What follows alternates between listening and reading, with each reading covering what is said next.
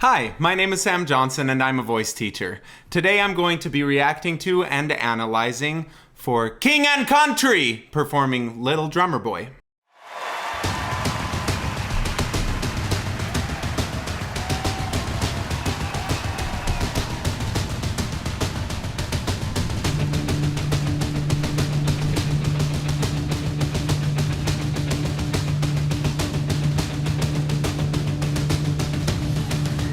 This is cool.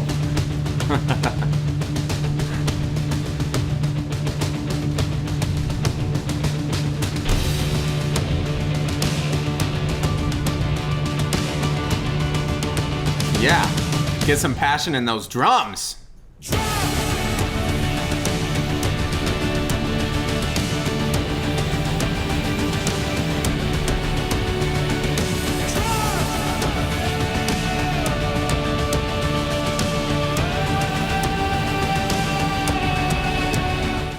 Interesting, he's doing an O, but his mouth shape is kind of an it's up to a G. So that's about as high as most people can like straight up chest pull, is to a G, maybe the A flat. I don't think that that's the best mouth position if he was trying to go a lot higher than that, but it sounded really easy to me, to be honest. Like even with a slightly spread vowel, he found balance. I think one thing that was really important was he didn't over narrow to try to go to a whoa, because when you're up at that G area, you need to open up a little bit.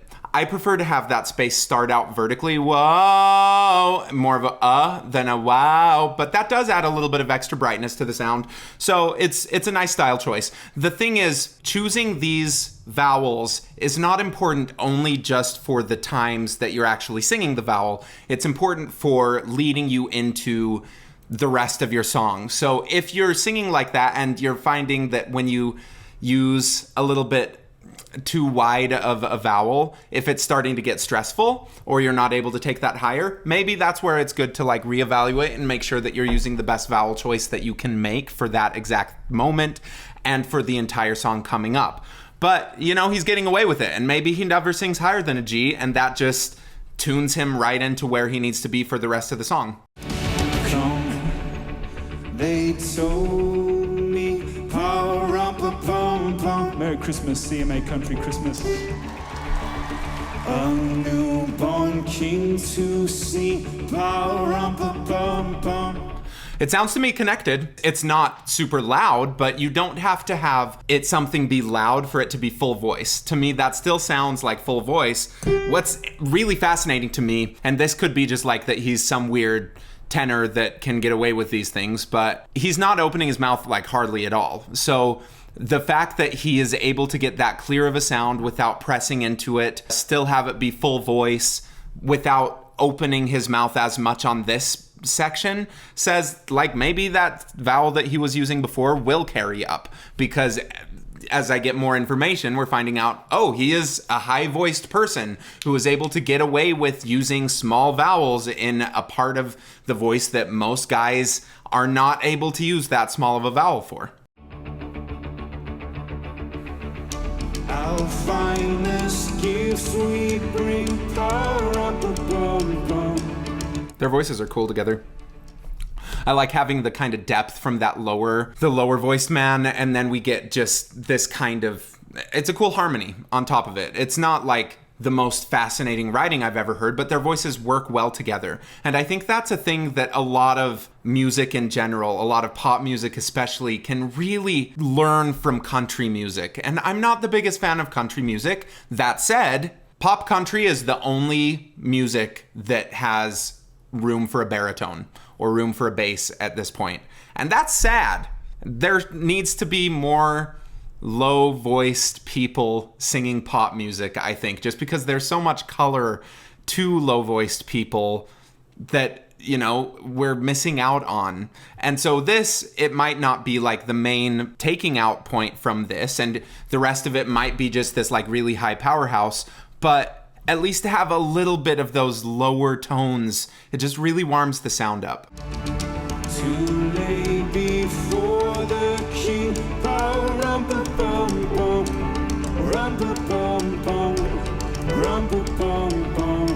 Yeah, you might call that falsetto. I wouldn't. It sounds too clear to me. It sounds too connected. That said, he's not taking it low enough to really show, if he's connecting it down to the bottom of his voice, but I'm perceiving it as connected, and that's all that matters, so he wins. He's singing super high now too, like up to the C and the B. But it sounds like he could start putting a little bit more weight behind it, a little more volume if he wanted to.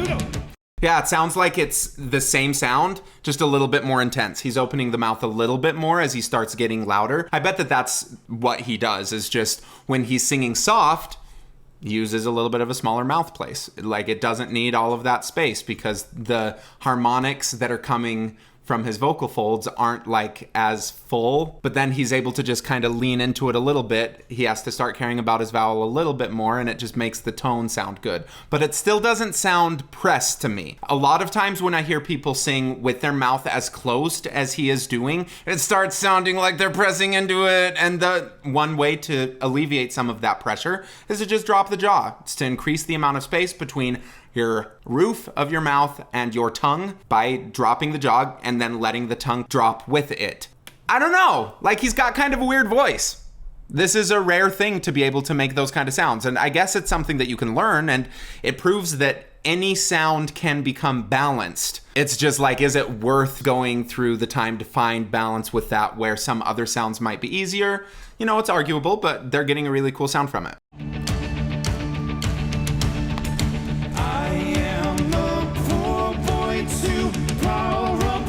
Yeah, and it was connected. He's starting to get a lot louder with it, and it's not blowing out as falsetto would if you were trying to press into just a very disconnected falsetto sound.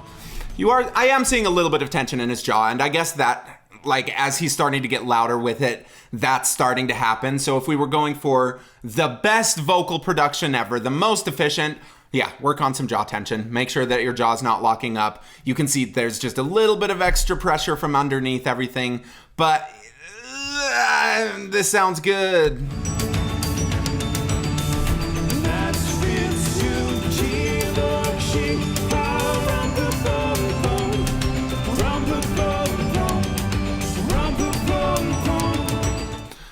When he's getting to the lowest note, it's an E. So it's mostly just a tonal choice at that point. He could kind of let it start transitioning back down to more of a chesty configuration, but then it would kind of throw off the balance of him with the other guy. It would throw off the balance of the duet. And so I like the choice that he's making there, which is to not let it mix down as much, even though I think he could, just because it like gives shape to the phrase where it's kind of petering out at the end, but that's okay because it doesn't need to be a really big part of it. So technique is there to serve the tones that we're looking for. Technique is there to make sure that we can express ourselves in the right way. So far, I'm seeing this technique is reliable and that he's trusting it and that I really like the aesthetic from it. So at that point, as a teacher, if I have a student that's doing that kind of stuff, I just want to make sure they can do it the other way. Prove you can do it without the tension. Prove you can do it with the bigger space. Prove you can do it by transitioning down a little bit, because then it just gives you more colors on your palette to play with. And then you can choose whatever helps you express yourself a little bit better in that moment. And I do think that he's making a good choice with that. I play for you. Good. Now let's talk about the low voice man for a little minute. He's singing in an area of the voice that you don't need to be ultra precise. You don't need your vowels to be as perfect all the time. And that's because the harmonics that you're working with are much closer together. So if I'm playing an A4, that's an A440. So that's 440 hertz.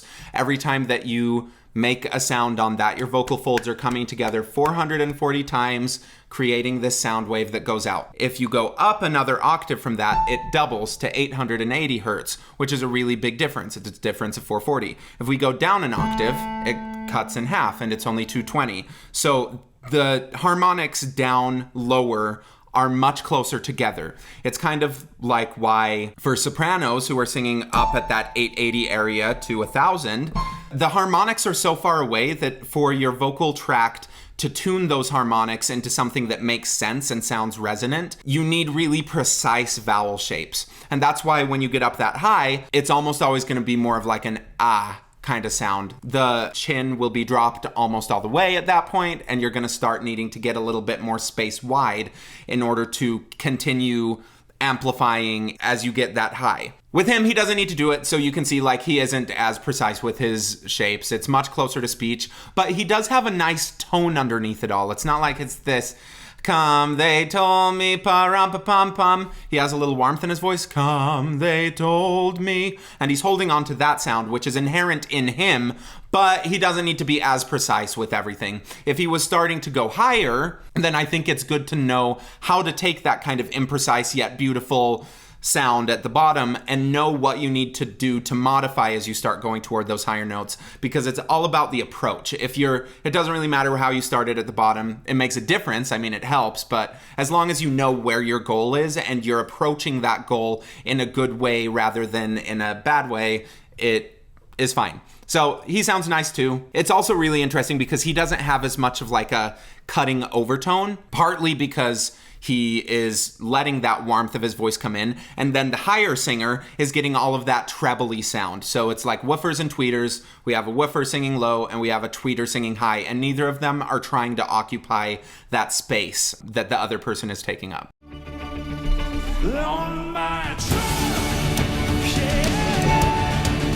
Yeah.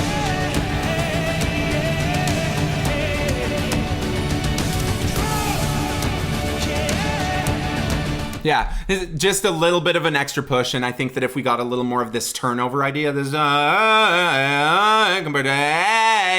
all a vowel choice type thing. I think that that might reduce a little bit of the tension that I'm seeing and a little bit of the push.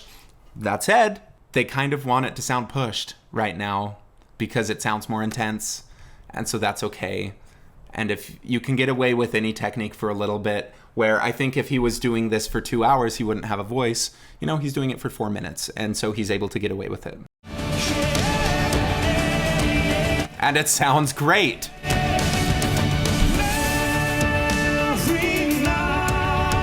Now he goes into beautiful singing. Suddenly, it's all about your vowel choices. And that's making him, oh man, he's a really good singer. Really impressed.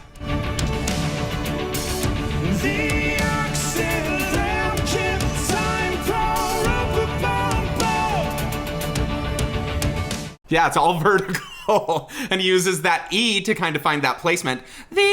And then he opens up into the but he's not opening it he's opening the and it's that vertical space, because you need to max out on that vertical space before you start going wide, or you will encourage pulling chest. He's playing around with the other things for tone, and now he's proven to me that it is just a tonal choice. He can get away with it, and he knows where home base is. He knows what this beautiful center of his voice sounds like and feels like. So whenever he gets too far away, if it starts feeling a little tight or whatever, he can find his way back home.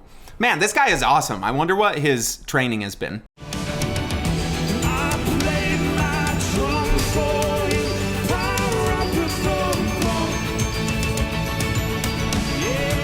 And he's listening so well. They listen so well to each other.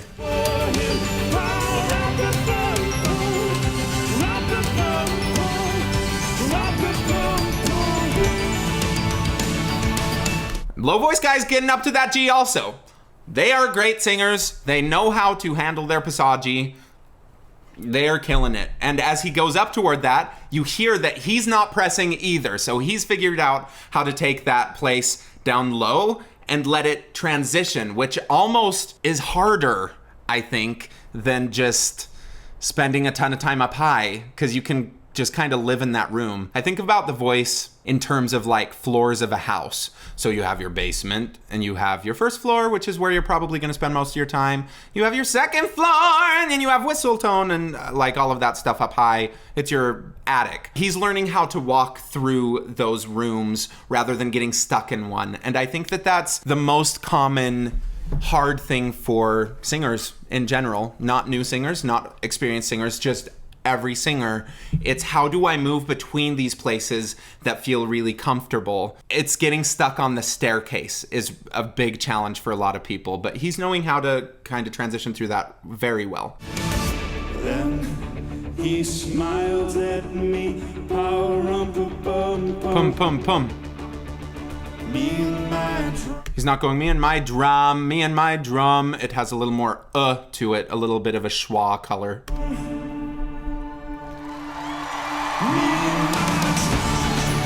Then he went a little bit wider on the mic to get a little bit more intense, but they're using these colors to kind of create, it's kind of creating a crescendo with your vowel rather than just with volume, where they're starting in that low place, really caring about like making it round my drum, and then when they get to that part, they want it to sound shouted, they get louder, and then also just the movement of that tonal color going from to starts making it sound more intense. Vowel is everything.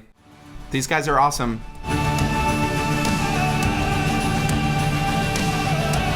I mean, aesthetically, I just don't love songs that have that kind of whoa that is very common in the last few years. It's not my favorite writing technique, but they're singing it well, and they have a ton of passion. A lot of energy. Those guys are awesome. Really, really good. Is that country music? I don't know. What's country music anymore? I think these guys are killer, but like, that sounds just like Imagine Dragons in certain ways. I think that most pop country at this point is basically the same as pop, as rock pop. But there is a lot more acceptability about subject matter that you sing about and about using a little bit more twang in your voice, which can be argued to be like a really decent thing for vocal technique, that I think that having at least a little bit of twang just helps get everything in your voice together. But it's almost sad to me because it's like the only difference is the subject matter that they're writing about, and you don't get as big of stylistic differences between these genres anymore because it's like all about who's gonna buy them, and this stuff sells better on the radio. But you know, there's a lot of homogenization of radio music, just radio music in general, and I love a lot of it, but it's a little bit funky. That said, these guys are awesome. Whatever style of music they want to consider themselves, they're really good musicians, really good vocalists. Seems like they trust their voice innately. I didn't see any funny business with like lip syncing or anything, but that's another skill. I mean, if they were able to do that all lip syncing and hide it from me, that's awesome too. I really doubt that that was the case though. Yeah, great performers. I don't know what to say. Really good. Thank you for watching. Please like, subscribe, and share this video with your friends. Leave a comment below about what you think the deal with country music is. And watch more of my videos. Thank you.